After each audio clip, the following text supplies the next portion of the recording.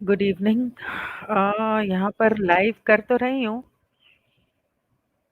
बाद में इसे डाउनलोड करके वो वाले चैनल पर डाल दूँगी क्योंकि अभी 5 दिन और बाकी हैं। मैं वहाँ पर डाल नहीं सकती। Oh god! I am so sorry. Hold on. Hello.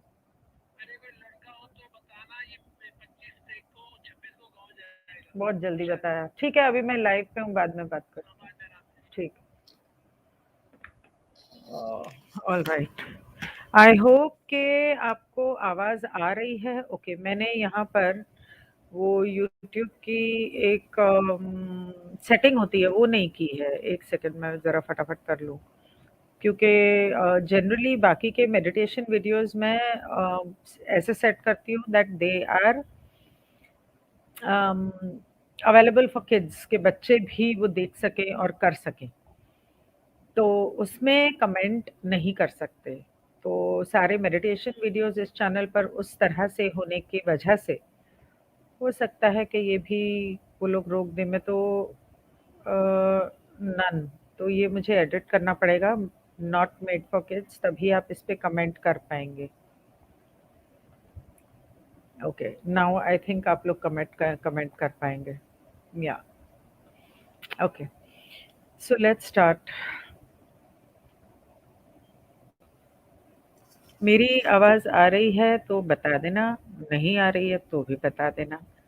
तो परसों कल भी नहीं, और परसों परसों शायद जब मैंने ये चैनलिंग हैंडबुक का सेशन करके रिकॉर्ड करके इसी चैनल पे अपलोड किया था, वो चौथे चैप्टर का सेकंड पार्ट था, if I am not wrong, और सेकंड या थर्ड पार्ट था, जो भी था।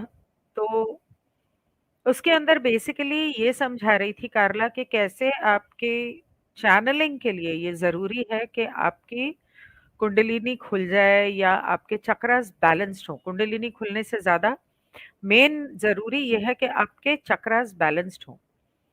Thank you. और चक्रास बैलेंस्ड में सबसे पहले आपके नीचे के 3 चक्रास बैलेंस्ड करना ज़रूरी है, और वो ये बता रही थी कैसे ये चक्रास जो हैं सेक्सुअल एनर्जी से कनेक्टेड है, खास करके आपका रूट चक्र। मैं आगे पढ़ती हूँ। कल मैंने यहाँ तक किया था जहाँ पे लोग कह देते हैं कि नहीं आज रात को नहीं, आज मेरे सर में दर्द है। तो उसके बारे में कल वाले सेशन में, परसों वाले सेशन में मैंने समझाया था। पता नहीं मैंने कल सेशन क्यों नहीं किया, मैं भूल गई। तो आगे पढ़ती हूँ। यही कारण है कि मेकअप करना इतना मज़ेदार हो सकता है क्योंकि संचार हृदय चक्र को खोलता है और ऊर्जा के लिए फिर से स्वतंत्र रूप से घूमना बहुत अच्छा लगता है। हुँ। उम, कम्युनिकेशन जब आप मेकअप नहीं वहाँ पे मेकअप लिखा है लेकिन ये एक्चुअली मेकअप नहीं है, ये यहाँ पर ये बोल रहे हैं। Thank you. अच्छा, आप लोगों में से जो लोग दोपहर को मेडिटेशन करते हैं, वो अगर यहाँ पर उस बारे में कुछ कहना चाहें, तो please feel free to comment. आप कर रहे हैं, नहीं कर रहे हैं, मुझे नहीं पता है। और अगर दोपहर को नहीं कर रहे हैं, तो क्या आप बाद में कर रहे हैं? तो जो मैं रिकॉर्डिंग डाल रही हूँ, क्योंकि मेरा ना हौसला टूटता जा रहा है। ओके, ठीक है। और क्योंकि मैं जब भी देखती हूँ ना, तो ऊपर व्यूअर्स में 2 आएगा, 3 आएगा, फिर 2 हो जाएगा, फिर 1 हो जाएगा, कभी-कभी 0 हो जाएगा, तो ऐसे लगता है कि कोई देख तो रहा नहीं है, तो कर तो रहा नहीं है, तो मैं क्यों अपना समय बर्बाद कर रही हूँ? आज मैं लेट हो गई थी, लेकिन फिर भी मैंने I made it a point कि मैं 4 बजे ही सही, लेकिन मैं करूँ ज़रूर, क्योंकि मैं वो फ्लो टूटने नहीं देना चाहती। ये मेडिटेशंस फ्लो में जब तक करते रहें तो अच्छा है। ख़ैर ठीक है, यहाँ वापस चलते हैं। तो वो कहती है making up can be such fun, मतलब मेकअप करना मज़ेदार नहीं होता है जैसा कि हिंदी वाले में लिखा है। सुलह करना कितना मज़ेदार होता है, क्योंकि जब आप सुलह करते हैं, अगर समझो एक को एक चीज़ समझ में नहीं आ रही है और अ, एक को एक चीज़ समझ में नहीं आ रही है और आपने बताने की कोशिश की, उसे फिर भी समझ में नहीं आ रही, और आप लोगों के आपके मन में अगले के वजह से कुछ खटास आ गई है, तो आप उन्हें बताने के बजाय, हस्बैंड वाइफ की जनरली बात हो रही है यहाँ पे मुझे नहीं लगता गर्लफ्रेंड बॉयफ्रेंड की होगी। ठीक है, आजकल तो गर्लफ्रेंड बॉयफ्रेंड का भी होता है, लिव इन भी होता है। तो आप कहते नहीं, आज मूड नहीं है। अब क्यों मूड नहीं है ये भी तो बता दो। ये कोई नहीं बताता, ये बात नहीं करते लोग, क्योंकि वो थक गए हैं शायद बोलते या साइंस देते देते। औरतों की एक खासियत है कि वो सीधे सीधे नहीं बोलेंगे, और उसमें मैं भी आती हूँ। सीधे सीधे नहीं बोलेंगे कि मैं चाहती हूँ कि तुम मेरी तारीफ करो, मैं चाहती हूँ कि तुम मुझे आई लव यू बोलो, मैं चाहती हूँ कि तुम ध्यान दो कि मैंने कुछ नया पहना, कुछ नया किया, या छोटी छोटी चीजें। छोटी छोटी चीजों पे आमतौर पे आदमियों का ध्यान नहीं जाता, और जाता भी है ना तो वो बोलते नहीं। तो अब भगवान ने आदमियों को, औरतों को बनाया ही ऐसा है। One is from Mars and the other one is from Venus, they say. तो वो कहती है कि जब आप ऐसा करने के बजाय उल्टा एक दूसरे से कहते हो कि ठीक है, लेकिन पहले मुझे तुमसे कुछ बात करनी है, मेरा मन नहीं कर रहा, क्योंकि कुछ है जो मुझे पसंद नहीं है। जब आप बैठ के बातचीत करते हो, अ, सुलह करते हो, और फिर जब आप एक दूसरे को प्यार करते हो, तो उसका मजा ही अलग है। मतलब प्यार में रूठना मनाना ना हो, लेकिन अगर कोई रूठ गया तो मनाओ भी, क्योंकि रूठने का मजा तभी है अगर कोई मनाने वाला हो। आप रूठ गए, आप रूठ भी गए, अगले ने मनाने की भी कोशिश नहीं की, तो फायदा क्या? क्योंकि अगर आप रोज दिन रूठते रहोगे तो अगला भी रोज मनाते मनाते थक जाता है। तो अ, जरूरी है कि रूठने के बजाय उससे अच्छे से पेश आओ, प्यार से खाना खिलाओ, जो भी करना है करो, और फिर उससे कहो कि वो बंदा टीवी देख रहा है या फ़ोन पे लगा है या लैपटॉप पे लगा है, काम कर रहा है ऑफ़िस का, उसे कहो कि सुनो, मुझे तुमसे कुछ बात करनी है। या पति अगर बीवी से कहना चाहता है तो कहे कि मुझे तुमसे कुछ बात करनी है, तुम ये सब छोड़ो और थोड़ा हम अकेले में बात करते हैं, और फिर वो दिल से बात करो। हो सकता है सामने वाले को अच्छा ना लगे, लेकिन उसके अंदर जब आप बातचीत होती है, आदान-प्रदान होता है ख़्यालों का, सोच का, तब आपका हार्ट चक्र खुलता है। और जब आपका हार्ट चक्र खुलता है और तब आप संभोग करते हो, तो उसका उसकी जो ऊर्जा निकलती है, आपके ये 2 लोग हैं, इनके आस-पास की जो ऊर्जा होगी, उस कमरे की ऊर्जा होगी, उनके अंदर जो ऊर्जा होगी, वो बहुत आसानी से फ्रीली मूव करेगी, और आपकी जो चक्र हैं वो बड़े प्यार से ऊपर की ओर खुलने शुरू होंगे। थोड़ा ज़्यादा समझा दिया मैंने, पर ठीक है, आदत ही है मेरी। अ, ऊर्जा के लिए फिर से स्वतंत्र रूप से घूमना बहुत अच्छा लगता है। बहुत आसान हो जाता है। यौन सौदेबाजी से आप जो कुछ भी हासिल कर रहे हैं, आप प्रकाश को हृदय केंद्र तक पहुँचाने की क्षमता खो रहे हैं, और इसलिए अपने आध्यात्मिक जीवन और विशेष रूप से अपने चैनलिंग के संदर्भ में बहुत ही परेशान करने वाले अनुभवों के लिए खुद को स्थापित कर रहे हैं। मतलब कि अगर आप ऐसा कर रहे हैं, तो आप अपने चैनलिंग में अड़चनें डाल रहे हैं, और अपनी आध्यात्मिक उन्नति में भी अड़चनें डाल रहे हैं। तो अम, खुद को स्थापित कर रहे हैं का मतलब है कि अड़चनें डाल रहे हैं। यदि आप अपने साथी से प्यार करने के विचार से निपट नहीं सकते हैं निपट नहीं सकते हैं, क्योंकि इस पल में उसके साथ आपके लिए कोई प्यार नहीं है, उसके साथ आपके लिए, आपके मन में कोई प्यार नहीं है, तो आपको ये कहने की ज़रूरत है। और फिर सेक्स से ज़ोर उस जगह पर ले ज ओके वेट अ, य whatever you're gaining by sexual bargaining, you're losing the ability to funnel light through the heart center, so that you are setting yourself up for a very unsettling experience in the context of your spiritual life, adhyatmic unnati, and especially your channeling. If you cannot deal with the thought of making love to your mate because there is no love in this moment for you, with him or her, then you need to say that. And then move the emphasis from sex to where the trouble really lies. और तब, जैसा कि मैंने कहा कि कभी भी जब कोई कहता है ना मेरा सेक्स का मूड नहीं है, तो वो परेशानी सेक्स में नहीं होती है। अगर लोगों को लगता है कि पीरियड्स के दौरान बोल दिया कि सेक्स का मूड नहीं है, तो वो पीरियड्स की वजह से है। हाँ, अगर पीसीओडी है और दर्द रहता है और रिप्रोडक्टरी सिस्टम सही से काम नहीं कर रहा है, तो हो सकता है, बट इसका मतलब ये नहीं है कि अगर आपको नॉर्मल पीरियड्स होते हैं जिसमें दर्द नहीं होता, तो आप सेक्स नहीं कर सकते, नहीं, बहुत सारे लोग करते हैं।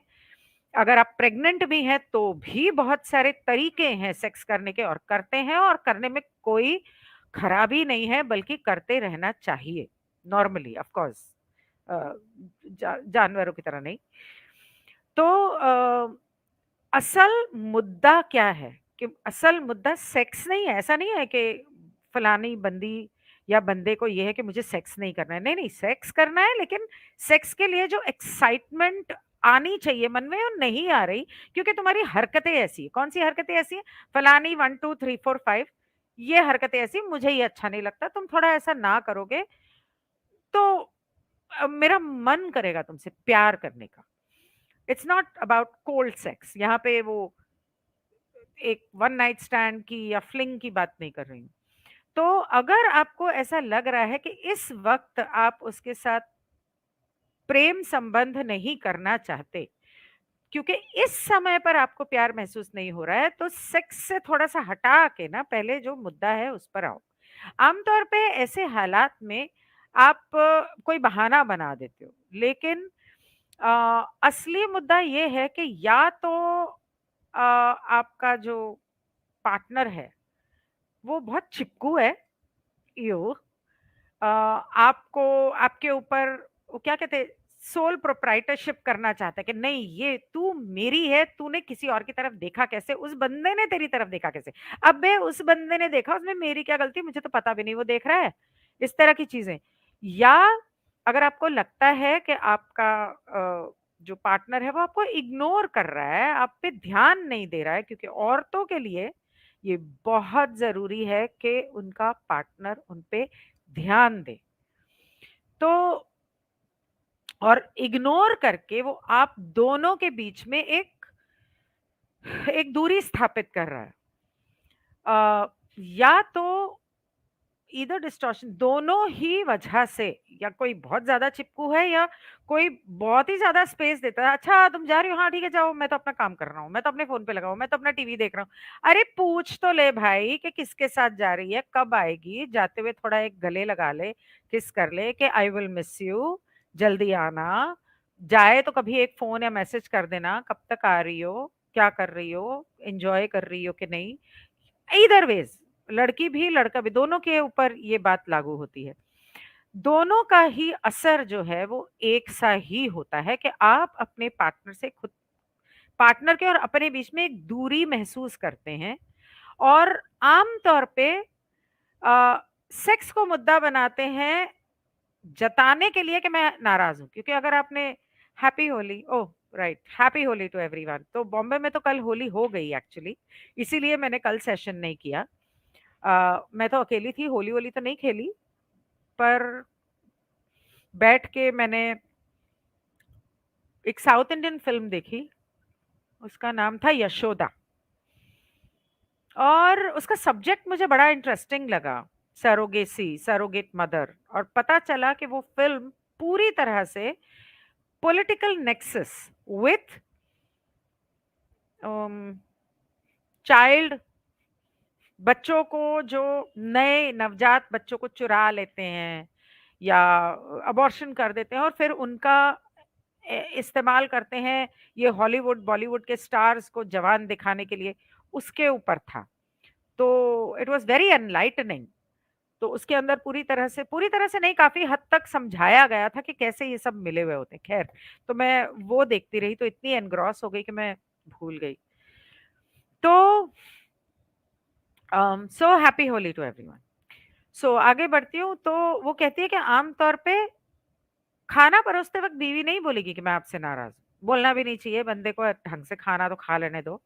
या आदमी को कोई काम है तब वो नहीं बोलेगा। सेक्स करते वक़्त, क्योंकि वो बहुत ही प्राइवेट मोमेंट होता है। अकेले में होते हो, कई बार हो सकता है बच्चे या घरवाले आस-पास हों, उस समय पर आप अकेले होते हो और वो जो आपकी नाराज़गी है, वो इतनी प्राइवेट है कि आप सबके सामने शायद ना बोलना चाहो।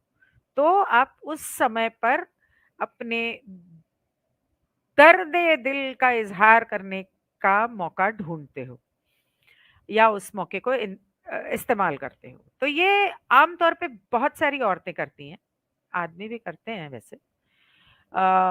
और this also is an unclear use of sexual energy. Sexual energy को इस्तेमाल करने का ये बहुत गलत तरीका है। मैं शुरू से कहती आई हूँ, आप लोगों से नहीं, अपने हस्बैंड से, जिस दिन से शादी हुई है, कहती थी अब तो, कि रात को सोने से पहले नाराज़ होकर नहीं सोना चाहिए। जो भी नाराज़गी है उसे मिटाओ, प्यार करो एज़ इन प्रेम संबंध बनाओ और फिर सो जाओ। चाहे रात के 2 बजे, 3 बजे, सुबह पहाड़ टूटने वाला हो, फिर भी it's very important that you do it. अगर आप अपनी शादी को या अपने रिश्ते को बचा के रखना चाहते हैं। आम तौर पे आदमियों की क्या आदत होती है कि वो कॉन्फ्रंटेशन से भागते हैं। तो जहाँ औरत ने कहा कि मैं आपसे नाराज़ हूँ, आदमी बोले यार छोड़ना मैं सो रहा हूँ, उधर मुँह करेगा सो जाएगा। या वो बोलेगा चल ठीक है मेरा भी मूड नहीं है और अपना लैपटॉप लेके बैठ जाएगा।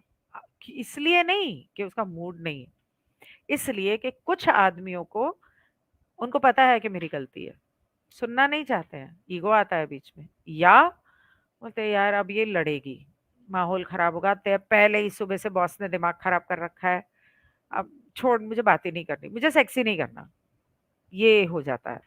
तो बहुत सही मौका ढूँढना पड़ता है। हुँ। Try to ally sex in your physical experience with love so that you either discover how you love the unlovable mate and give yourself in that spirit. वो कहती है कि हमेशा सेक्स को उम, ये पुरुषों की तुलना में महिलाओं द्वारा अधिक उपयोग किया जाता है, हालाँकि दोनों लिंगों में इस रणनीति की के समर्थक हैं। ये भी यौन ऊर्जा का अस्पष्ट उपयोग है। प्यार के साथ अपने शारीरिक अनुभव में सेक्स को जोड़ने की कोशिश करें ताकि आप या तो यह जान सकें कि आप किस वजह से प्यार नहीं उस पल में कर पा रहे हैं और अपने आप को उस भावना में दें, पूरी तरह से समर्पित करें। रिश्ते को लंबा करने के हित में जब तक आपको फिर से प्यार में पड़ने का कोई रास्ता नहीं मिल जाता है या समझाएं ध्यान से कि जब तक आप फिर से प्यार करना नहीं सीख लेते तब तक आपको अविवाहित अविवाहित रहने की आवश्यकता है। मतलब कि जब तक मेरे दिल से ये खटास दूर नहीं हो जाती, थोड़ा मुझे 2-3 दिन दो, मुझे ठंडा होने दो, अ, मैं नॉर्मल हो जाऊँ, ठीक है तुमने बातचीत कर ली लेकिन अब भी मुझे वो चुभ रही है बात। मेरे इतनी बार बोलने के बाद भी तुम इस तरह की हरकतें करते हो। अच्छा ठीक है, उसने सॉरी भी बोल दी। ठीक है, मुझे थोड़ा 1-2 दिन दो, मुझे शांत हो जाने दो। फिर 2-4 दिन बाद नॉर्मल हो जाए जब फीलिंग्स, तब आप आगे बढ़ सकते हैं। सेक्स नहीं है, मैं मैं मेरी राय में सेक्स नहीं है, अपने आप में एक बुरे रिश्ते के टू स मेरी राय में अपने आप में ये कुछ आगे पीछे, 1 minute. Sex is not in my opinion in itself an excuse for the severance of a bad relationship. कोई भी रिश्ता जब टूटता है तो वो सेक्स की वजह से नहीं टूटता है, ये कह रही है वो। सेक्स तो एक बहाना है। रिश्ता टूटने की असली वजह कुछ और होती है। ये कुछ ऐसा है कि जो 2 लोगों के बीच अस्पष्ट ऊर्जा का लक्षण है, क्योंकि सभी सेक्स लाल किरण चक्र के लिए अच्छा होता है। किसी भी प्रकार का सेक्स। किसी भी प्रकार का सेक्स मतलब वो 50 शेड्स ऑफ ग्रे की बात नहीं कर रही हूँ मैं। मतलब कि आप वन नाइट स्टैंड कर रहे हो या हस्बैंड के साथ कर रहे हो या आप थ्रीसम कर रहे हो या आप गे हो या जो भी, I think that's what she means. इस प्रकार यदि आपको सेक्स में कठिनाई हो रही है और ये जैविक नहीं है, तो यह कठिनाई संभवतः नारंगी किरण ऊर्जा को बेमेल है का बेमेल है। Aha. It is something that is a symptom of unclear energies between two people because all sex is good sex to the red ray chakra. हाँ, आपका मूलाधार के लिए तो किसी भी फिर वो 50 शेड्स ऑफ ग्रे भी क्यों ना हो, सेक्स तो सेक्स होता है। जो भी उस रेड रे को एक्साइट करता हो, that's good.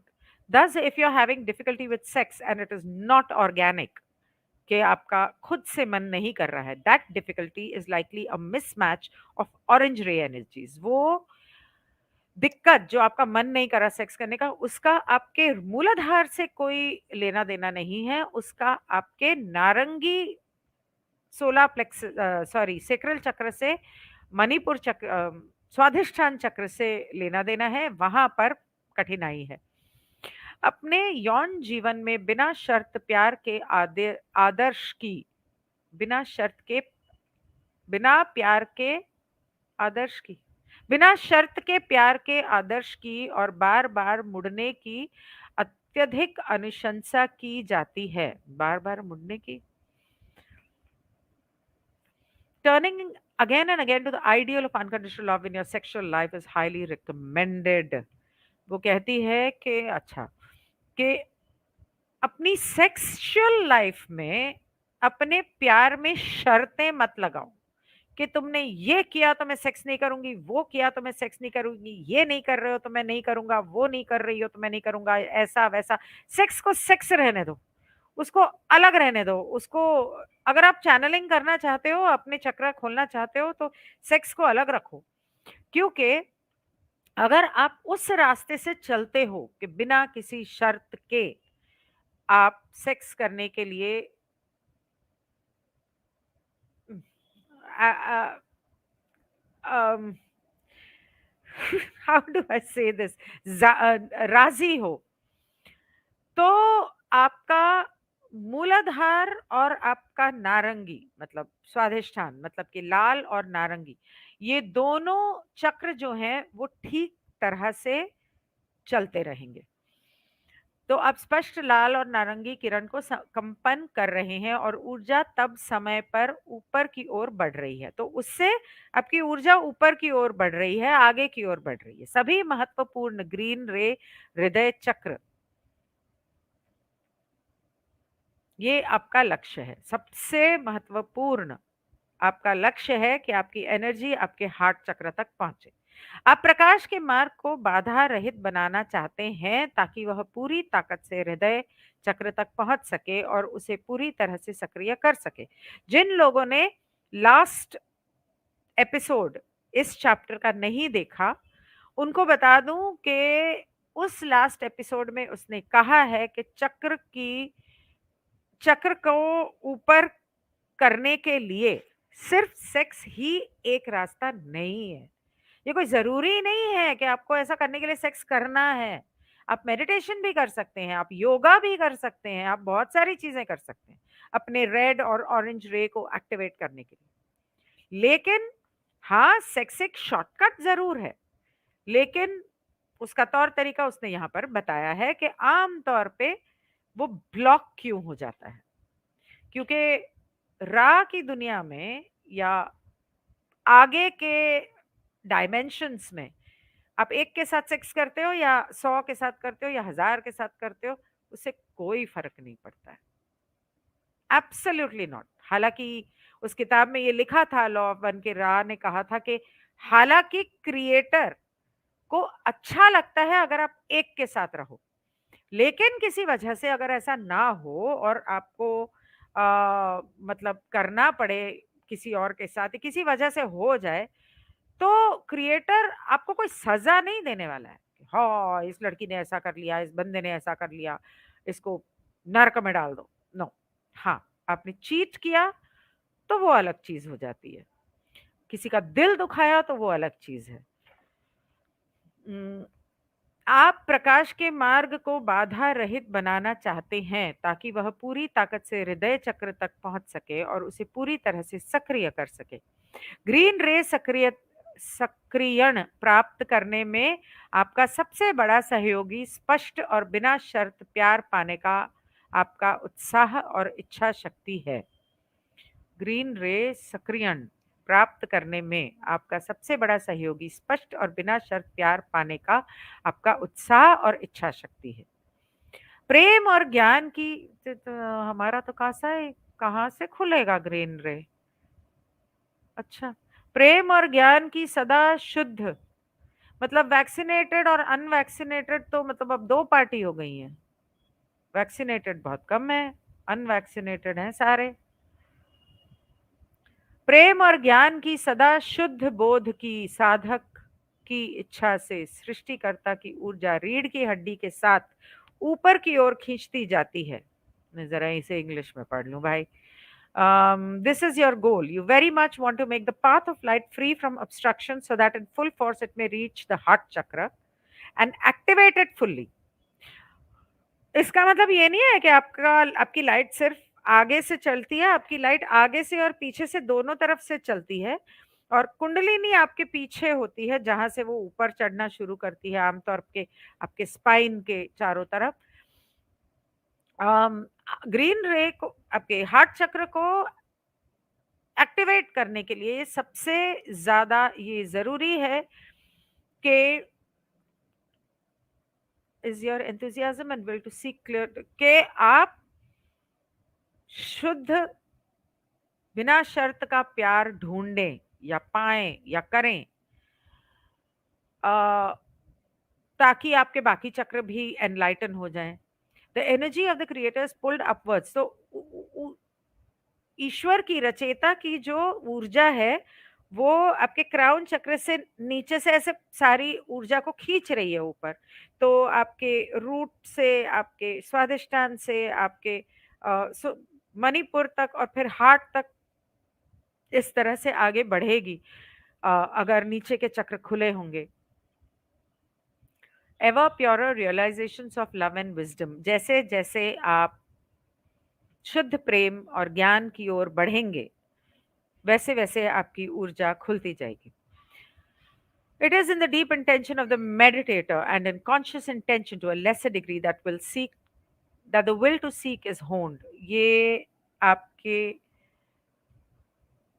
Root of the mind में, आपकी धारणाओं में, आपकी सोच में और आपके चेतन अवस्था में आप क्या सोचते हैं और चाहते हैं उसके ऊपर निर्भर है कि वो किस तरह से ऊर्जा बनती है, चाहे वहां रुकावट लगती है या वहां वो फ्री फ्लो होती है। इच्छा को यह ध्यानी के गहरे इरादे में और कुछ हद तक सचेत इरादे में है कि तलाश करने की इच्छा को सम्मानित किया जाता है। Hello, happy Holi.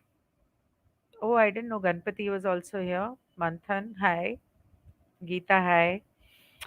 तो आगे बढ़ती हूँ। मुझे एक क्षण के लिए समाप्त करने और आध्यात्मिक खोज के मार्ग पर चलने वाले कई लोगों के लिए एक बहुत ही केंद्रीय समस्या के बारे में बात करने दें। चाहे वह रूढ़िवादी हो या विधर्मी, ये खोज आपको बदल देगी। यदि आप एक रिश्ते में हैं लेकिन आप अपने दोस्त, प्रेमी, साथी, जीवन साथी को इस रास्ते में शामिल होने के लिए राजी नहीं कर सकते हैं, रास्ते में शामिल होने के लिए, तो आप कुछ ही समय में एक नए रास्ते पर चलेंगे। 2 महीने के लिए ध्यान करें और आप अपने आप को एक अलग दिमाग, एक अलग दृष्टिकोण वाला व्यक्ति पाएंगे। जरा समझ लूं मैं ये क्या कह रही है।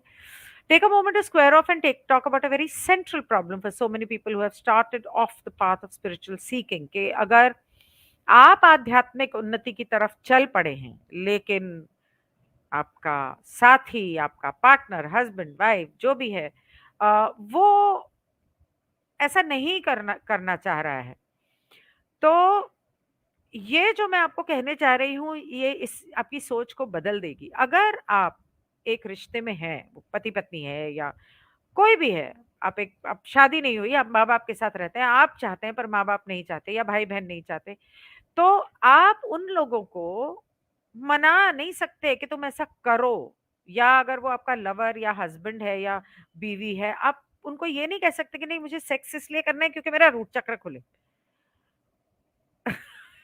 उनको समझ में नहीं आएगा। तो आ, आपको ये रास्ता खुद ही तय करना पड़ेगा। अगर आप 2 महीने के लिए ध्यान लगाते हो, तो आप अपने आप को एक अलग, आपकी आप पाओगे कि आप बदल चुके हो, आपकी सोच बदल चुकी है, आपका नजरिया बदल चुका है, और इससे आपका कोई रिश्ता नहीं सुधर जाएगा। क्योंकि आपको ऐसा लगेगा कि आप दोनों में उल्टा और दूरी आ गई है, और आपका साथी जो है वो अब आपको समझता ही नहीं है, उसको समझ में नहीं आ रही है आप क्या बोल रहे हो, और शायद उसे पसंद भी नहीं कि आप क्या कर रहे हो, कि आप ये सब चैनलिंग वाले वीडियोस देख रहे हो, लॉ ऑफ वन देख रहे हो, मेडिटेशन कर रहे हो, या आप चक्र की बातें कर रहे हो, कुंडलिनी की बात कर रहे हो। बहुत है मेरे फ्रेंड सर्कल में और दुनिया में, बहुत है ऐसे लोग जो, जिनको ये बातें समझ में नहीं आती, वो कहते हैं तू पागल हो गई है, तू क्या बोल रही है, छोड़ ये बातें नहीं करनी है हमको। क्योंकि वो मैट्रिक्स में इतने गहराई से धसे पड़े हैं कि उनको ऊपर आने में भी डर लगता है। और जितनी जल्दी, जितने ऊपर की ओर आप बढ़ते जाओगे, ये फर्क आप दोनों में उतना बढ़ता जाएगा। इसकी वजह से बहुत सारी शादियां टूट चुकी हैं, टूटती हैं, अ, क्योंकि आप जब आध्यात्मिक रास्ते पर चलते हो तो आपके उत्प्रेरक बढ़ते जाते हैं और मिलते हैं, मतलब आपके उस रास्ते पे जब आप चलोगे तब आपको आपके उत्प्रेरक मिलने शुरू होंगे। खास करके बहुत सारे कड़वे शब्द बोले, एक मिनट मैं हिंदी में पढ़ती हूँ। ये आपके रिश्ते के लिए कुछ भी अच्छा नहीं करता है, क्योंकि आप महसूस करेंगे कि आप अलग हो गए हैं, कि आपका साथी अब आपको नहीं समझता और आप जो कर रहे हैं उसे स्वीकार भी नहीं कर सकते। आप जितनी तेजी से आगे बढ़ेंगे ये अंतर उतना ही स्पष्ट होता जाता है। आध्यात्मिक पथ पर आने वाले उत्प्रेरक के कारण बहुत से विवाह टूट जाते हैं। कई बार किसी को सोलमेट मिल जाता है, ट्विन फ्लेम मिल जाता है, वगैरह वगैरह। जो अधिक करुणामय बनने का प्रयास कर रहे हैं, उनके द्वारा कई कटु वचन कहे गए हैं। उनके द्वारा कई कटु वचन कहे गए हैं। निर्णय के कई शब्द एक भ्रमित और समझ से बाहर साथी पर डाले गए हैं, जो अपने पुराने विचारों के साथ आपकी नई शुरुआत को समझने के लिए संघर्ष कर रहा है। अरे बेचारा। आध्यात्मिक मार्ग इतना ताजा, नया और अद्भुत लगता है, जो कि ये है कि कोई भी बलिदान मार्ग पर अधिक सुरक्षित रूप से बनने के लिए पर्याप्त नहीं लगता है। कोई भी बलिदान इस मार्ग पर अधिक सुरक्षित रूप से बनने के लिए पर्याप्त नहीं लगता है। Many words of judgment have been cast at a perplexed and uncomprehending mate who is struggling to understand your new beginnings with his or old ideas। मतलब कई बार होता है ना, जैसे आपको लगता है कि हाँ मैं तो आध्यात्मिक रास्ते पे निकल गई, अरे तुम नहीं समझोगे, रहने दो तुम, समझ में नहीं आ रहा, मुझे स्पिरिचुअल होना है, मेडिटेशन करना है, मुझे अपने चक्र खोलने हैं।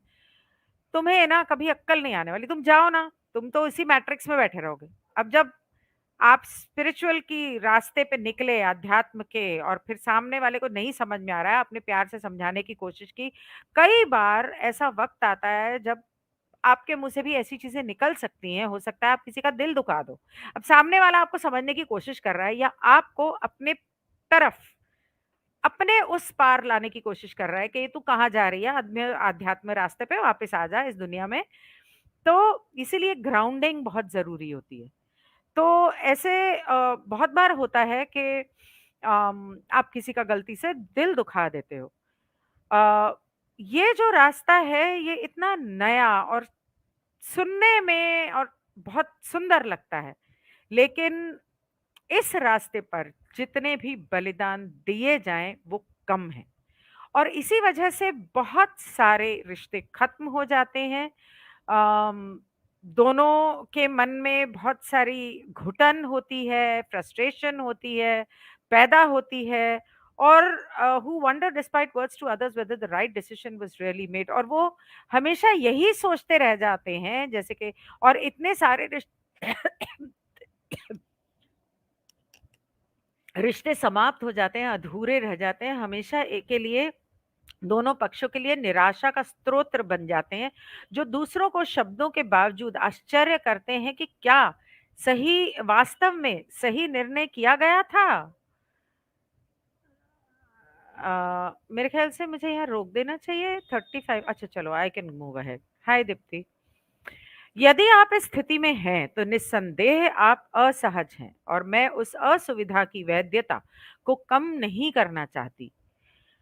असुविधा की वैधता। If you are in this position, you are no doubt uncomfortable and do not wish to want to minimize the validity of that discomfort. कि हाँ, मैं समझती हूँ कि आप बहुत असहज हो, अनकंफर्टेबल हो, और मैं आपको किसी तरह से समझाने की कोशिश नहीं करूँगी कि नहीं, नहीं ऐसा वैसा नहीं, आप हो और मैं समझती हूँ उसे।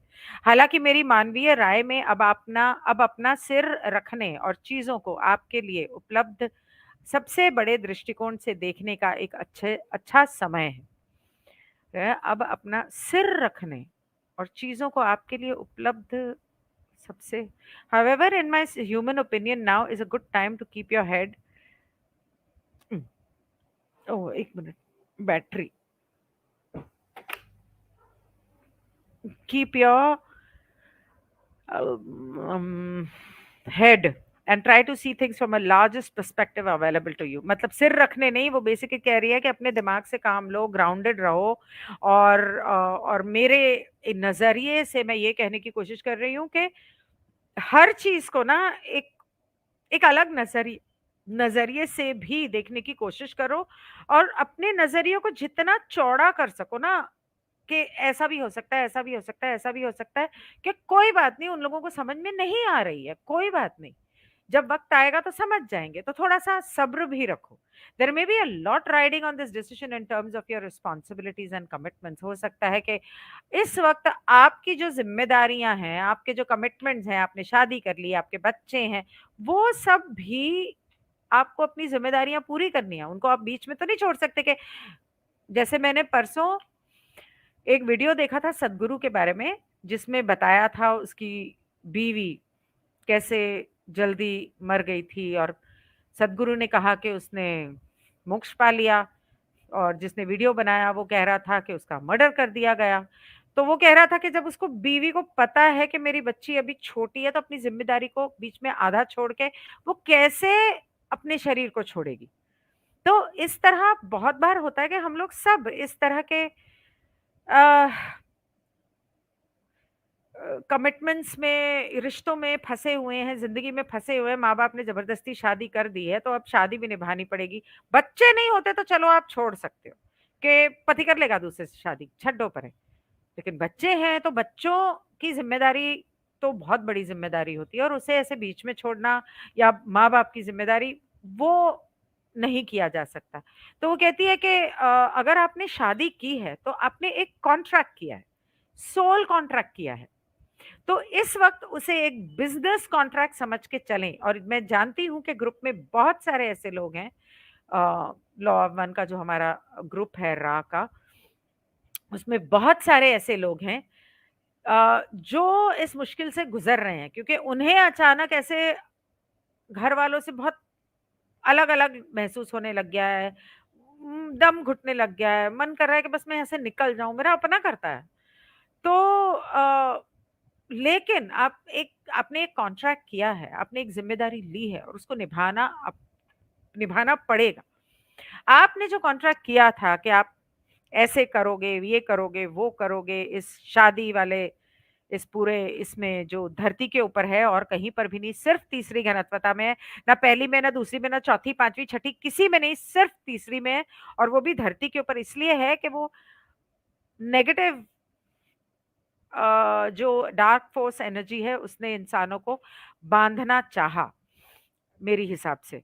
तो वो कहती है कि ये जो एक संस्था है शादी की, इसके अंदर प्यार के आदान-प्रदान के अलावा कुछ भी होना नहीं चाहिए।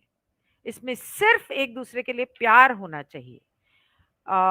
या you agreed to sell goods and services to a corporation, the marriage, in exchange for nothing except love. There is nothing in a marriage contract about what the person will get. लेकिन उस contract में ये नहीं लिखा था कि आप इस कॉन्ट्रैक्ट में एंटर कर रहे हो तो आपके सामने से मिलने क्या वाला है। सिर्फ दो लोगों के वादे थे कि वो एक दूसरे को क्या देंगे। जैसे शादी में 7 फेरे होते हैं, तो 7 कस्में खाते हो या वादे करते हो। क्रिश्चियंस अपने वादे खुद लिखते हैं कि मैं बीमारी में, गरीबी में हर तरह से तुम्हारा साथ दूंगी या दूंगा। आई डू कहते हैं, और आगे क्या। तो इसमें आपको नहीं पता है, आपने वादा कर दिया लेकिन आपको नहीं पता है कि शादी के बाद आपके हिस्से में क्या आने वाला है। शादी के वक्त दोनों सोचते हैं कि हमें समाज से कोई मदद मिलेगी, सपोर्ट मिलेगा, अ, और शादी करने के बाद शादी का जो फल मिलेगा उसका फल है घर, सिक्योरिटी, बच्चे। मेरा पति कमाएगा, मैं ऐश करूंगी। अरे मेरी बीवी खाना बनाएगी, घर संभालेगी, बच्चे संभालेगी, मैं तो अपना। लेकिन अ, अगर उन्होंने ढंग से इस बारे में सोचा हो कभी, तो जो असली कॉन्ट्रैक्ट होता है, the actual contract, unless you have made a marriage agreement, is in unequivocally a contract of giving with no expectation of return. वो असली कॉन्ट्रैक्ट ये होता है कि मुझसे जो बन पड़ेगा मैं सब कुछ करूंगी, लेकिन बदले में कुछ नहीं चाहूंगी, ना मांगूंगी। हिंदी में पढ़ के सुना देती हूँ। सबसे पहले यदि आप विवाहित हैं तो आपने एक अनुबंध किया है। फिलहाल इसे एक व्यापार अनुबंध के रूप में देखें। आप प्रेम के अलावा किसी भी चीज के बदले में एक निगम विवाह को सामान और सेवाएं बेचने के लिए सहमत हुए। एक शादी के अनुबंध में कुछ भी नहीं है कि एक व्यक्ति को रिश्ते से क्या मिलेगा, बल्कि दो लोगों के वादे हैं कि वो रिश्ते को क्या देंगे। शादी के समय संभवतः अनुबंध के दोनों पक्षों को लगता है कि उन्हें समाज और एक दूसरे द्वारा विवाह के फल, जैसे कि घर, बच्चे द्वारा, यदि वे वास्तव में इसके बारे में सोचते हैं, द्वारा प्रतिपूर्ति की जाएगी। सोचते द्वारा प्रतिपूर्ति पूर्ति की जाएगी। यदि वे वास्तव में इसके बारे में सोचते तो उनके द्वारा प्रतिपूर्ति की जाएगी, something like that. I mean ये हिंदी में थोड़ी ग्रामर में गड़बड़ है, पर मैंने समझा ही दिया है। हालांकि वास्तविक अनुबंध, जब तक कि आपने विवाह समझौता नहीं किया है, स्पष्ट रूप से वापसी की कोई उम्मीद के बिना देने का अनुबंध है। बेहतर या बदतर के लिए, अमीर के लिए, गरीब के लिए, बीमारी में मतलब अमीरी में या गरीबी में, बुरे वक्त में या अच्छे वक्त में, बीमारी में या स्वास्थ्य में, मृत्यु में, या हम किसी भी वजह से अलग हो जाते हैं या मृत्यु की वजह से अलग होते हैं तब भी। और क्या मतलब है, कोई गारंटी नहीं है। टूटी हुई शादी का पहला नुकसान आपका शब्द है, आपने जो वादा किया था, जैसा कि मैंने पिछले अध्याय में वर्णित किया है। क्या आप सोचते हैं इसका निर्णय करना और फिर उसके प्रति वफादार होना चैनलिंग की सेवा के लिए आपके चरित्र की तैयारी में बहुत महत्वपूर्ण है? क्या आपका शब्द तोड़ना आपको सही के रूप में प्रवाहित करता है? अगर ये सही नहीं है, तो आप ऐसा क्यों कर रहे हैं? यदि आपको शारीरिक या भावनात्मक रूप से प्रताड़ित नहीं किया जा रहा है, लेकिन आप केवल जीवन की असहज महसूस कर रहे हैं क्योंकि आप अब अपने साथी से बात नहीं कर सकते हैं, तो मैं आपसे दृढ़ता से इस बात पर विचार करने का आग्रह करती हूं कि आप अपनी बात तोड़ना चाहते हैं या नहीं। कि मतलब इसके बारे में बहुत मैं स्ट्रांगली रेकमेंड करती हूँ कि आप बहुत सोच समझ के ये फैसला करें कि क्या आप आध्यात्म के रास्ते पे निकल गए और आपको अनकंफर्टेबल लग रहा है, तो क्या इसके लिए ये वादा तोड़ना, अपनी जुबान तोड़ना और अपना रिश्ता तोड़ना क्या सच में समझदारी है? उम, उम, मैंने ऐसे लोगों को देखा है जो लंबे समय तक एक साथ रहे और वास्तव में फिर से एक दूसरे के साथ संवाद करने में पैठ बनाने लगे। ये पैठ बनाने लगे क्या होता है? अम, अगर आप चैनलिंग करना चाहते हैं और चैनलिंग के लिए अपना चरित्र बनाना चाहते हैं, तो उसके लिए ईमानदार होना बहुत ज़रूरी है। ये लिखा है इसमें। और अगर आपको लगता है कि शब्द या वादा तोड़ना गलत है, तो आप क्यों कर रहे हो? अम I urge you strongly to consider carefully whether or not you wish to break your word. I have seen people who stayed together for a long time and actually began making inroads in communication with each other again. मतलब जो लोग अलग-अलग रास्तों पर चलते हुए एक दूसरे के साथ काफी समय तक रहे, अ, इवेंचुअली एक वक़्त आया जब वो दोनों एक-दूसरे से बात करने लग गए और दूसरे को समझने भी लग गए और एक-दूसरे से प्यार भी करते रहे। I have also seen seemingly hopeless relationships in which both parties stayed with the marriage because it was the right thing to do.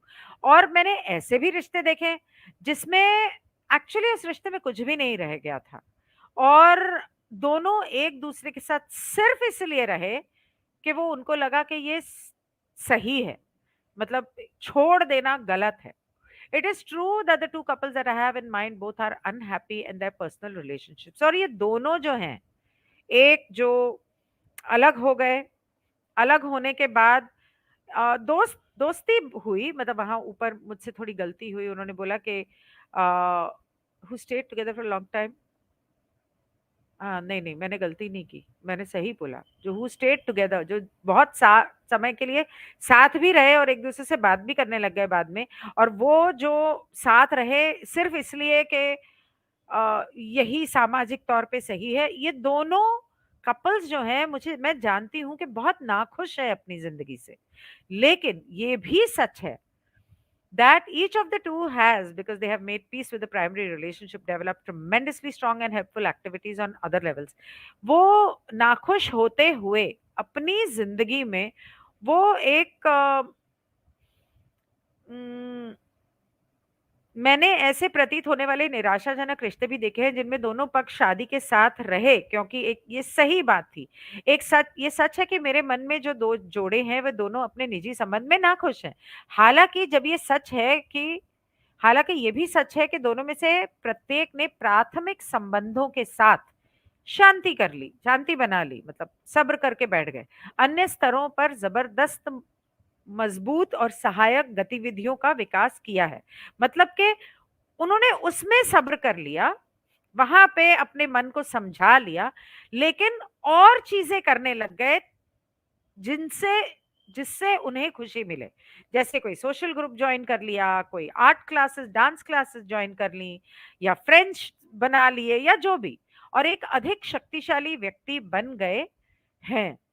एक ऐसा व्यक्ति जो शायद उसके पास नहीं होगा अगर वह उस चीज़ से दूर हो जाती तो जो उसे लगता था कि करना सही काम होगा। अरे! कितनी कॉम्प्लिकेटेड हिंदी में लिखते हैं। अम, अपने आदर्शों के लिए आदर्शों में विश्वास के लिए ये एक बहुत बड़ा बलिदान है। लेकिन has become a much more powerful person she probably would not have become had she turned away from what she felt would be the right thing to do. अगर उसने सही रास्ते पर चलने के बारे में ना सोचा होता और कि मतलब मैं उसे छोड़ दूं, ये ना छोड़ूं और वहीं उसके साथ रहूं, ये ना सोचा होता तो वो नहीं बनी होती जो वो या बना होता जो वो अब बन चुके हैं, या जो भी उन्होंने और चीज़ें करने का फ़ैसला किया। और ये अपने आदर्शों में, उसूलों में मानने की एक बहुत बड़ी कीमत है, लेकिन लंबे समय में आगे जाके आपको पता चलेगा कि ज़्यादातर ये जो चीज़ें हैं, ये अंत में बहुत सहजता से, बहुत ही उनके आरामदायक तरीके से ये काम करती हैं और इनमें से अधिकांश चीज़ें अंत में बहुत ही आरामदायक तरीके से काम करती हैं, मतलब कि it works out for them. दोनों फाइनली अपनी-अपनी जगह पर सहज हो जाते हैं। सब्र के साथ साथ में एक दोस्त की तरह भी शायद जीते होंगे। शायद वह साथी जो आपको वापस पकड़ने की कोशिश कर रहा है क्योंकि वो डरता है कि आप क्या कर रहे हैं, ये तय करता है कि क्या कि इसके लायक नहीं है और छोड़ देता है। जो आपको रोकने की कोशिश कर रहा है, मनाने की कोशिश कर रहा है, वो शायद ये सोचता है कि तुम उससे बहुत दूर ना निकल जाओ, इसलिए वो ऐसा कर रहा है। एक बार जब आपने उसे भरोसा दिला दिया कि नहीं मैं कहीं नहीं जा रही, मैं यही हूँ और उनके साथ संबंध भी अच्छे तरीके से बनाए और अपने आध्यात्मिक रास्ते पर भी चले तो इस अ, इस उन्नति में आपके कोई दिक्कतें आएँगी नहीं। ख़ैर मैं इसको यहाँ रोकती हूँ। काफ़ी समय हो गया, 1 घंटा होने वाला है। तो कल फिर मैं कोशिश करूँगी जैसे तुलसीदास की पत्नी रत्नावली ने कटु शब्दों के कारण तुलसीदास को वैराग्य हो गया था। हुँ। हाय पूनम, हाय टेकमॉस, हाय गीता। गीता ने मुझे मैसेज किया कि वो मेरे दोपहर के मेडिटेशंस कर रही है और 3 बार कर रही है। Very nice. मतलब मुझे ऐसा लगता है कि हाँ, कोई कर रहा है तो मैं करूँ, नहीं तो मैं अपना टाइम क्यों बर्बाद कर रही हूँ और अगर 1-2 भी कर रहे हैं, आज मैंने 4 वाली की थी। अ, आज मैंने 4 वाली की थी, मुझे नहीं समझ में आया। चलो ठीक है, कर जया भी कर रही है। आपके साथ लाइव करती हूँ, बंद मत कीजिए। श्योर, नहीं करूँगी। ठीक है। सो ये सेशन मैं यहाँ ख़त्म करती हूँ। आई थिंक ये सेशन जो कल और आज का सेशन है, वो सभी लोग जो आध्यात्मिक रास्ते पर निकले हैं हमारे ग्रुप में, जो शादीशुदा हैं या शादीशुदा नहीं भी हैं पर अपनी फैमिली में कुछ अ, मुश्किलें मुश्किलों का सामना कर रहे हैं। ये दोनों सेशन उन लोगों के लिए बहुत ज़रूरी हैं और मुझे इस वक़्त कुछ लोग याद आ रहे हैं, केके है, रत्ना है, पा हैं और भी कुछ लोग हैं। मुझे वो लोग याद आ रहे हैं और मुझे लगता है कि उन लोगों को ये ज़रूर देखना चाहिए। हालाँकि इसमें कार्ला ने एक बात की है कि वो सही है या गलत है या अ आइडियल्स मतलब आपके संस्कार जो हैं, आपकी जो सभ्यता है, उसके हिसाब से सही-गलत। लेकिन रा ने कहा है कि सही और गलत कुछ भी नहीं है और सही और गलत जो है, वो बेसिकली अगर आप वादा तोड़ने के बजाय आप उनसे माफ़ी माँग लें तब बहुत सारे ऐसे लोग होंगे। मैं ये नहीं कह रही हूँ कि आप लोग ऐसा करो, पर मैं ये कह रही हूँ कि अगर हालात ऐसे हो जाते हैं, तो पहले तो उन्हें समझाने की कोशिश करो, वो भी नहीं होता, तो उनसे माफ़ी माँगो और कहो कि मैं अपने शब्द वापस लेती हूँ। मैं अपना वादा पूरा नहीं कर सकी, मुझे माफ़ कर दो और फिर अपना फैसला करो। This is what I have to say and Deepti you too. Okay, thank you so much. Good night. I will see you tomorrow. Bye.